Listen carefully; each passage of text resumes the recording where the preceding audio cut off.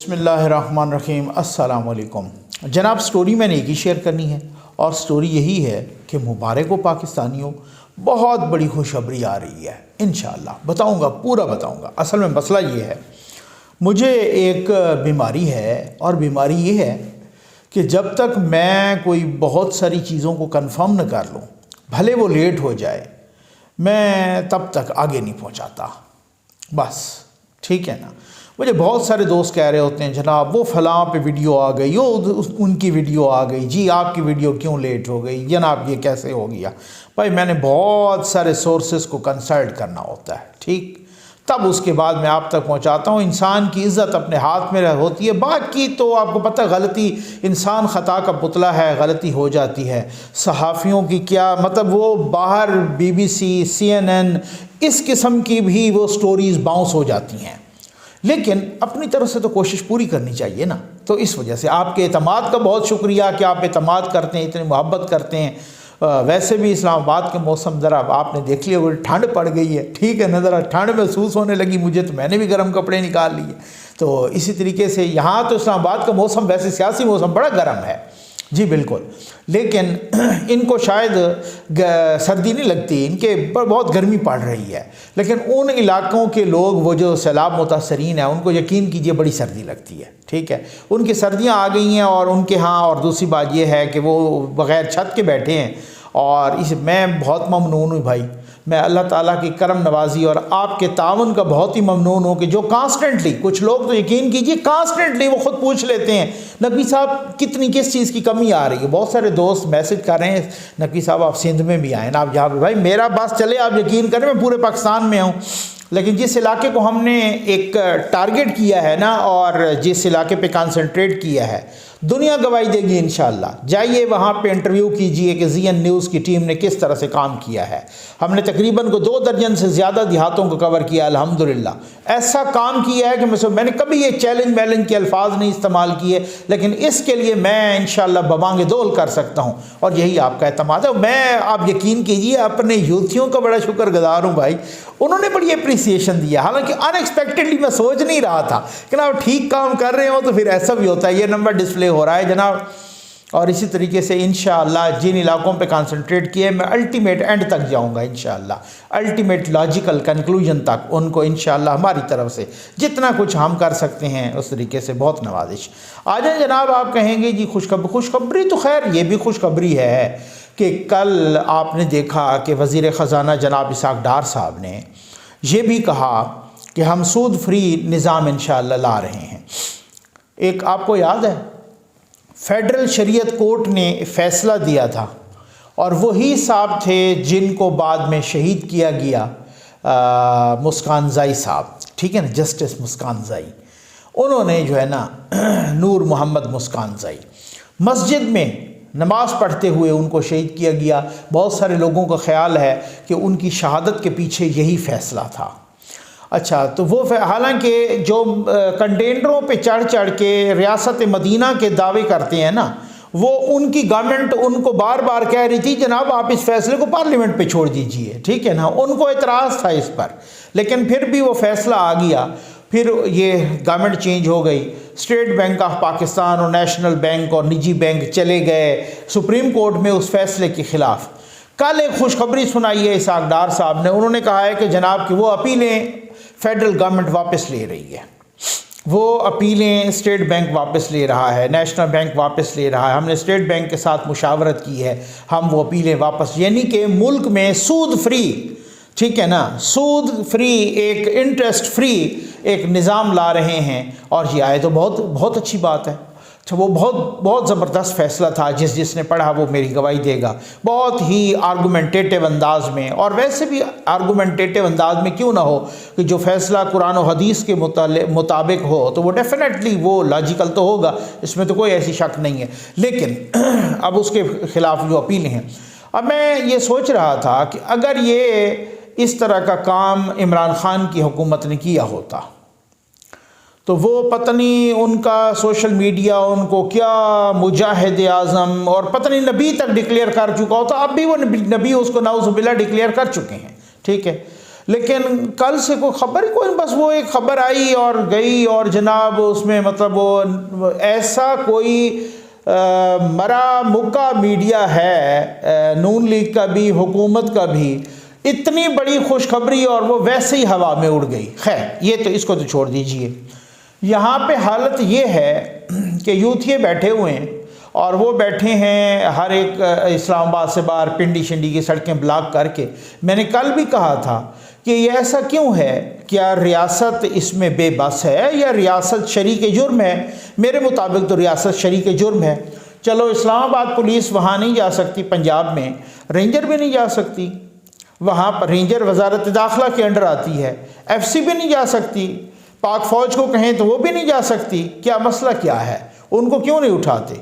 अब मोटरवे पे जनाब मैंने देखा वो कील ठोक के, खेमे ठोक के, पक्के खेमे लगा के उन्होंने पूरे मोटरवे को उखाड़ के रख दिया और वहाँ पे वो खेमे लगा के बैठ गए हैं।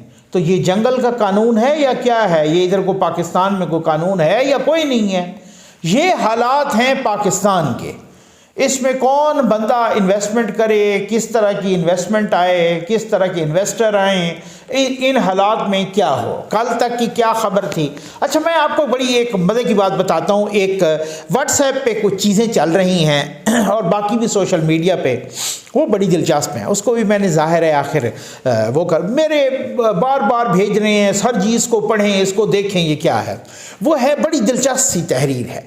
वो तहरीर ये है कि जनाब मोहम्मद बिन सलमान सऊदी अरब, अब आप देखें ये यूथियों के व्हाट्सएप में चल रही हैं, ये यूथियों के ग्रुपों में चल रही हैं। अब आप इनके प्रोपेगंडा को, इतना स्ट्रांग प्रोपेगंडा कि मैं कहता हूँ आज गॉयबल भी आ जाए ना जिंदा होके, जो प्रोपेगंडा का बानी था वो भी मर जाएगा दोबारा हैरान होके। वो कहेगा यूथियों जैसा प्रोपेगंडा तो मेरे गुमान में भी नहीं आया था। यूथियों का अपर चैम्बर फारिग है लेकिन नेगेटिविटी के हिसाब से बिल्कुल भरा हुआ है, ये मैं आपको बता दूं। अच्छा उसमें यह है कि जनाब मोहम्मद बिन सलमान सऊदी अरब के बादशाह आ गए हैं सालसी के लिए। उन्होंने कहा जी मैं सालसी कराऊंगा, लेकिन एक बात यह है कि जो आर्मी चीफ होगा वो जनरल फैज़ हमीद होंगे। ये आपने पढ़ा होगा, ये बड़ी दिलचस्प तहरीर है, मैं आपके साथ डिस्कस करता हूँ, फिर उसके बाद मैं बताता हूँ। आपने साथ रहना है, मैं आपको ज़रूर बताऊँगा। मुबारक को पाकिस्तानियों खुशखबरी आ रही है। अच्छा अब उसके बाद सूरत हाल क्या है? उन्होंने कहा जी मैं सालसी करूंगा, ये यूथियों के मुताबिक, ठीक है ना, मुबैना तौर पे मैं सालसी करूंगा। जनरल फैज़ हमीद साहब आर्मी चीफ होंगे और ये जो है ना गवर्नमेंट, PDM की गवर्नमेंट को 7 दिन दे दिए गए हैं, असम्बली डिज़ाल्व करो, अगर नहीं करोगे तो फिर मार्शल लॉ लग जाएगा। ये तब तक लगा रहेगा कि जब तक जो है ना ये वो गवर्नमेंट आ नहीं जाती, ठीक है ना, केयर टेकर गवर्नमेंट नहीं आ जाती। और जनाब ये जब गवर्नमेंट आ जाएगी केयर टेकर तो फिर वो वज़ीर आज़म होंगे रहील शरीफ साहब, ठीक है। अब ये तहरीर जो है ना चल रही है, धड़ा-धड़ चल रही है, एब्सोल्युटली रबिश, बिल्कुल बकवास है। इस तहरीर का ना कोई सर है, ना कोई पैर है, ना कोई भाई सऊदी फरमा रवा या सऊदी वली अहद या सऊदी वज़ीर आज़म जनाब मोहम्मद बिन सलमान साहब, जिनकी घड़ी चोरी करके आपने बेच डाली, उनको भूल गया। जब वो पाकिस्तान के दौरे पे आए आपने उनको शराब और कबाब की महफिलें अटेंड करने की इनविटेशन दी, आपने उनको इनविटेशन दी शराब की और लड़कियों की, वो उनको भूल गया। वो आपको याद है कि जब उन्होंने आपसे त्यारा वापस करा दिया था, जब त्यारा उड़ चुका था, तब भी तो वो आपको जिस तरीके से वो यकीन कीजिए वो इनकी शक्ल तक नहीं देखना चाहते। भाई वो इस तरह से नहीं होता कि कोई ऐसे ही यूथिया हो, उनको यूथिया समझ रखा है, वो कोई ऐसी बात नहीं है। मैंने 100% नहीं, मैंने 1000% जो है ना इसकी कंफर्मेशन की है। अच्छा अब ये तो पाकिस्तान की जो खबरें होती हैं ना वो तकरीबन मैं तो पहले तो मैं कहता था 72 घंटे बाद, अब नहीं है 12 घंटे बाद चेंज हो जाती हैं, ठीक। अच्छा वो हालात ये होते हैं। कल की सूरत हाल कुछ और थी, कल बड़ी एक्सटेंशन भी हो रही थी। आज की सूरत हाल कुछ और है। आज गालिबन बंगला का और पता नहीं कहाँ का एबटाबाद का दौरा किया आर्मी चीफ ने, तो DGI SPR साहब ने कह दिया कि ये जो है सूरत हाल ये उनके अलविदाई दौरे हैं।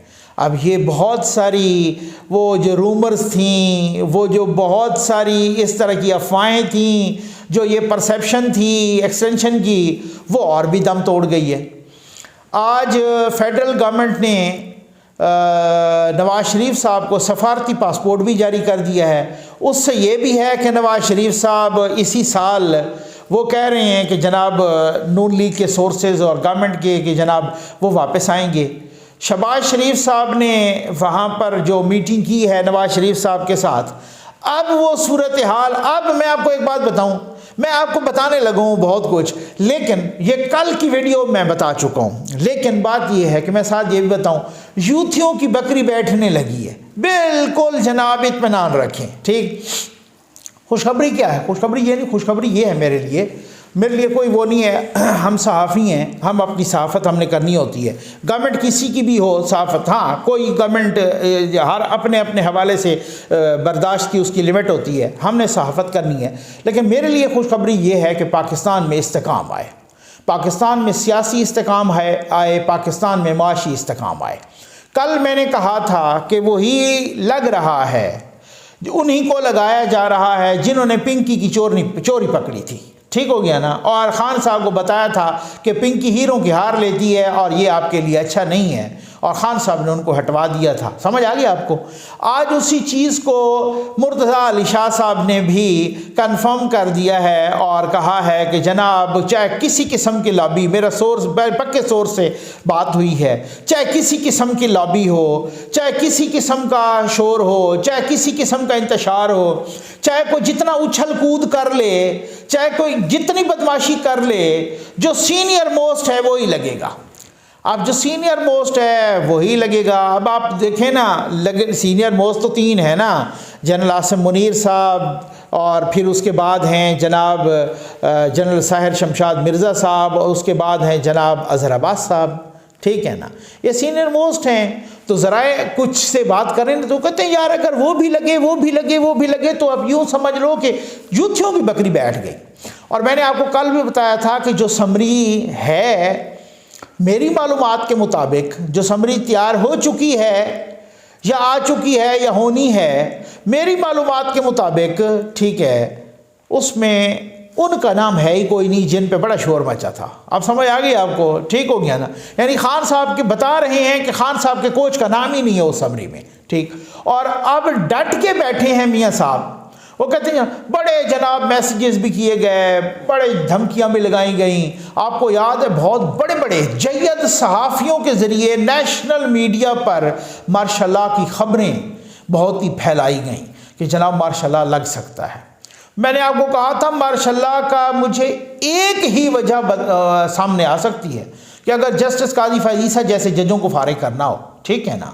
बाकी इस वक्त आपकी इकॉनमी तबाह बर्बाद हुई पड़ी है, उनको सागदार साहब भाग दौड़ करके जनाब रिवाइवल की कोशिश कर रही है, और इंटरनेशनल कम्युनिटी आपको कभी भी इजाज़त नहीं देगी। बिल्कुल जनाब, बिल्कुल। और इस वक्त आपके ना सियासी हालात, ना माशी हालात, ना बैनुल अक़वामी हालात, ना अपने लोकल हालात, नेशनल हालात, किसी किस्म के भी हालात आपको मार्शल की इजाज़त नहीं दे रहे। हाँ, कोई ज़िद करके लगाए तो सिर्फ उसकी एक ही वजह होगी कि ऐसे जजों को फारिग कर दो, ठीक। और मुझे कोई वजह उसकी नहीं नज़र आती। भाई अगर मार्शल लगाएं तो मार्शल लगाने के बाद होगा क्या? इकॉनमी कैसे ठीक होगी? कौन हमें पैसे देगा? वर्ल्ड बैंक हमसे फौरी तौर पे मुआहदे तोड़ देगा, वर्ल्ड बैंक IMF फौरी तौर पे मुआहदे तोड़ देगा, फौरी तौर पे कर्ज़े रुक जाएंगे।